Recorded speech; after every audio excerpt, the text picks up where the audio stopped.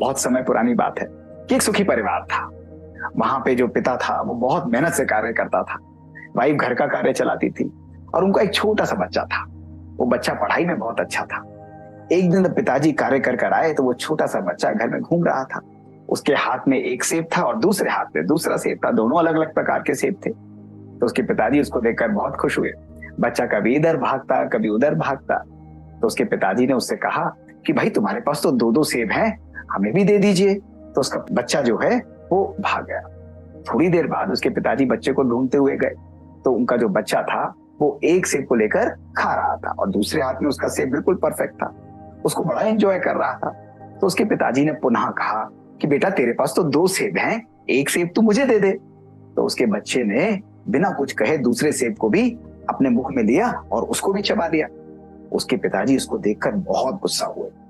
उसके पिताजी ने सोचा कि मैंने कितना इसको प्यार से पाला है, बड़ा किया है, इसको संस्कार दिए हैं, पर फिर भी ये नहीं समझता। इसके पास दो सेब हैं तो कम से कम इसे एक तो मुझे दे देना चाहिए था।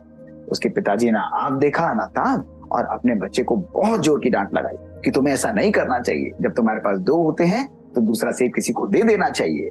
तुम्हें ऐसा व्यवहार शोभा नहीं देता। वो छोटा सा बच्चा सकपाक आ गया और थोड़ी देर बाद रूस कर वो चला गया। और थोड़ी देर बाद वहां से कमरे से बाहर निकला और पिताजी के पास पुनः आया और कहा पिताजी मैंने दोनों सेबों को चख लिया है।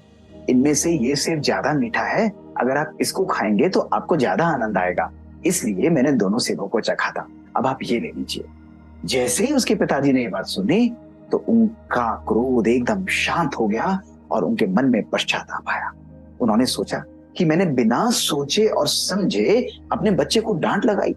उसने दूसरा सेब इसलिए चखा ताकि वो मुझे ज्यादा मीठे वाला दे सके और मैंने उसके व्यवहार को ना समझते हुए उसको बहुत तेजी से भला बुरा बोला। मुझे ऐसा नहीं करना चाहिए था। और ऐसा कहकर उसने बहुत प्यार से अपने बच्चे को गले लगा दिया। बच्चे की आंखों में भी आंसू थे और पिताजी की आंखों में भी आंसू थे। दोनों एक दूसरे की भावनाओं को समझ रहे थे। दोस्तों गलती तो हो गई थी लेकिन वो उसको सुधार रहे थे। पुनः उनके बीच में प्यार उत्पन्न हो रहा था। दोस्तों कभी कभी हमारे जीवन में भी ऐसा हो जाता है। संबंधों में, व्यवहार में, पर्सनल रिलेशंस में, प्रोफेशनल रिलेशंस में हम बिना सोचे और समझे किसी के व्यवहार को इंटरप्रेट करते हैं। वो क्या सोचकर वो कार्य कर रहा है ये बिना समझे हम उसकी तरफ अपने बिहेवियर को रिएक्टिव करते हैं।